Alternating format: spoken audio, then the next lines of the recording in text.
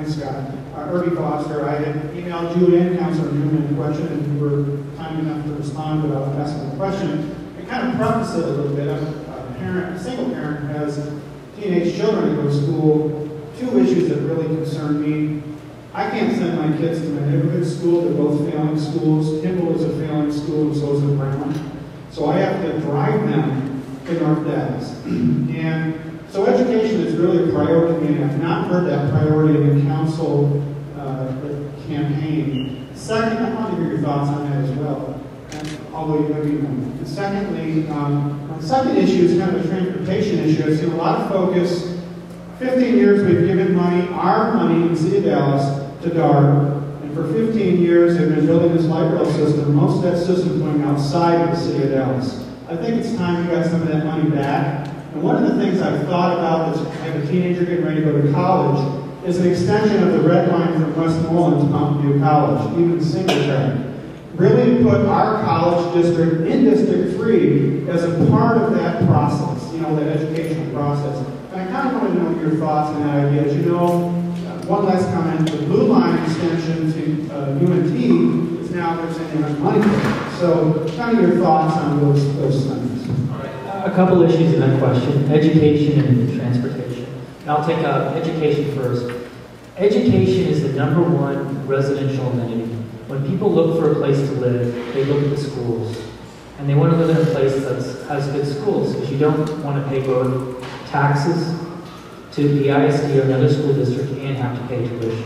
So it is a driving force. And what we've seen in the past decade, what happened in the city of Dallas, we saw the state's population go up 20%. The county go up 6% in population, but the city of Dallas went up less than 1% in population. And there were really only 3 areas of the city of Dallas that grew. Uptown, with its tremendous growth, and the other 2 areas were up in Richardson Independent School District, and then down in District 3 and District 8 at the Duncanville Independent School District line. If you draw that Duncanville Independent School District line down there, you'll see everyone's moving there. So we do need to make education more of a priority even for the city. And what I'm committed to do as a council member, 1 is to use the position as a bully pulpit. If DISD is not doing something that's right, I'm going to say so.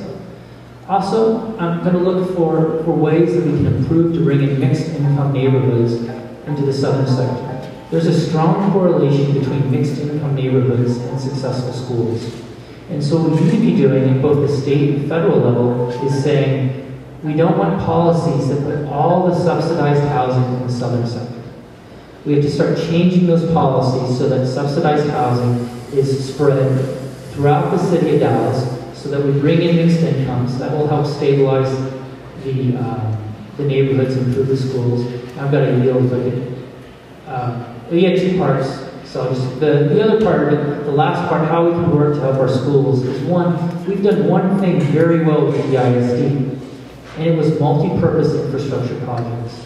If you go over and you look at the Hampton, Illinois library, when the city of Dallas said, I want to attach my library to an elementary school, not only did we get cost savings by doing that, not only did we have a facility that students could use during the day, but then the community could use at night, but we just ended up with a much better product.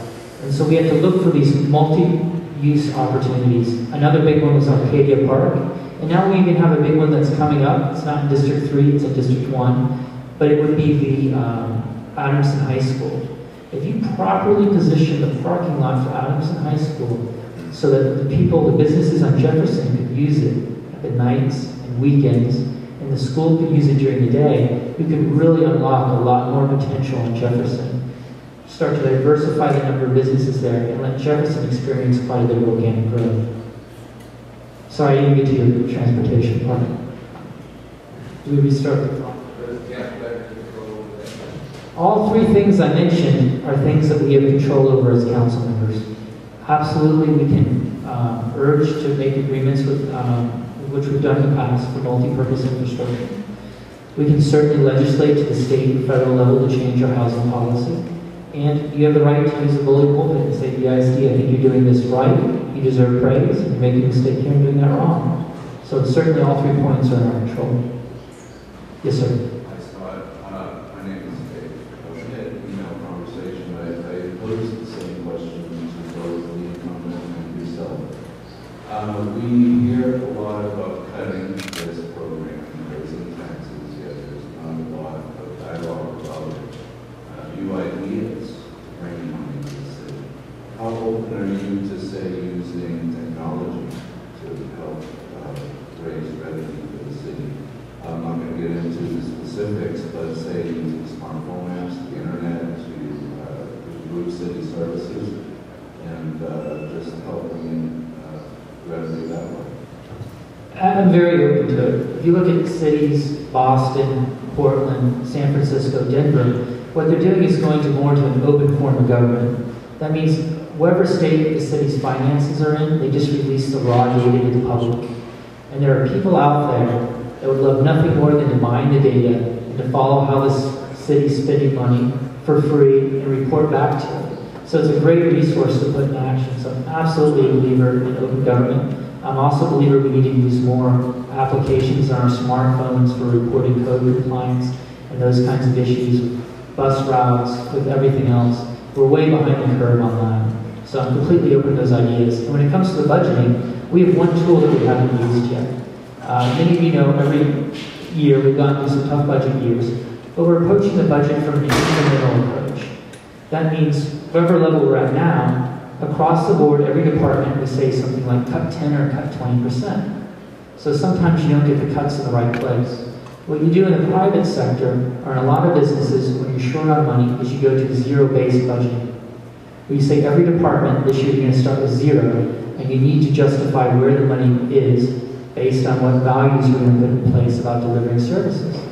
It's a great way to find waste, eliminate waste, and to bring a more efficient form of government. And that always should be a first alternative before we start cutting services or raising our taxes.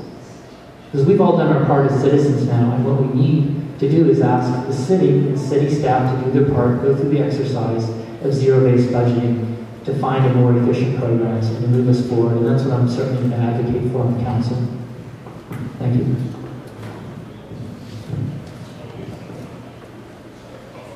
Yeah. Yes. I have a question for you. Can everybody hear me back? Beautiful.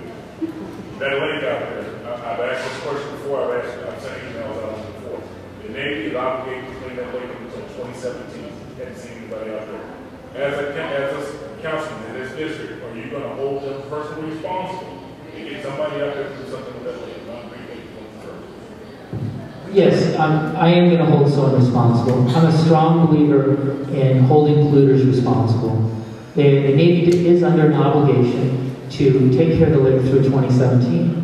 In fact, the Navy had another part of their obligation through the settlement when they left, many of you know, Naval Air Station Dallas, which is Hensley Field. When they left it polluted with emissions. And so the city sued the Navy. The Navy was required to do two things. One, environmental remediation through 2017, which now they're no longer doing, and we need to make them do it.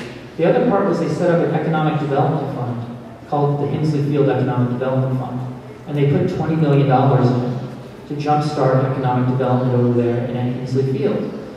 And what my opponent has done over the past 2 years is he transferred all $20 million back to the general fund. We lost our economic development fund in District 3. And that's just not acceptable. When I'm in office, I'm going to make sure that our economic development dollars get spent in District 3 where they're supposed to be spent, and that we hold others, like the Navy, accountable to finish what they started. They absolutely need to. And the same holds true with the Trinity when we talk about pollution. The Trinity River next to downtown Dallas, the water is not suitable for recreational contact. That's what the EPA will tell you. And you look out west to other neighboring cities, they've done a great job cleaning up the water. We need to identify the polluter that's between our cities out to the west and between the city of Dallas. And we need to tell the polluter, you need to stop polluting our water, because we're eventually going to make a park here and we want to enjoy it.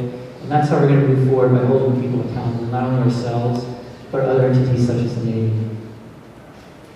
Thank you, Fred. Standing, you mentioned the Trinity River. For the last 16 years or more, there's been this vision, I think a nightmare, putting a toll road down in the floodway. A toll road down in the floodway. Now, it's not funded now. The cost is somewhere in excess of $2 billion for a 10-mile road. And as far as I can tell, it does not benefit the citizens of Dallas. It benefits the suburbanites, so they can get to buy our city, not visit our city. And I think that's the part I see too many times in our city, that our city, we build things for other people. We do not build them for ourselves. We pay the price, someone else benefits. So I guess my question is, how do we reprioritize our city to focus on the people who live in the city, not the suburbanites who live around us? We do that. My position on the Trinity Toll Road is well known. I didn't support it in 2007, and I believed then, and still believe now, that it's unfunded. And right now its cost is up to $200 million a mile. It's a $2 billion project. If we do find $2 billion somehow, some way, there are much better uses for it.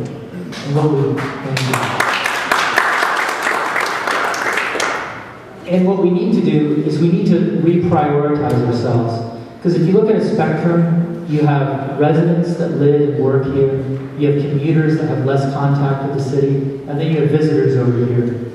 For the last 10 years, we've made great gains for the visitors and for the commuters. We opened up with a great sports arena. We built a convention center hotel to house visitors. We built some bridges that are pretty enough someday to be on postcards. And so for the next 10 years, well, we've seen the results of that. We haven't focused enough on the residents. That's why people are voting with their feet that they don't want to live in the city of Dallas. So these next 10 years, we need to switch our priorities. We need to say the most important person in Dallas is someone that lives and works here.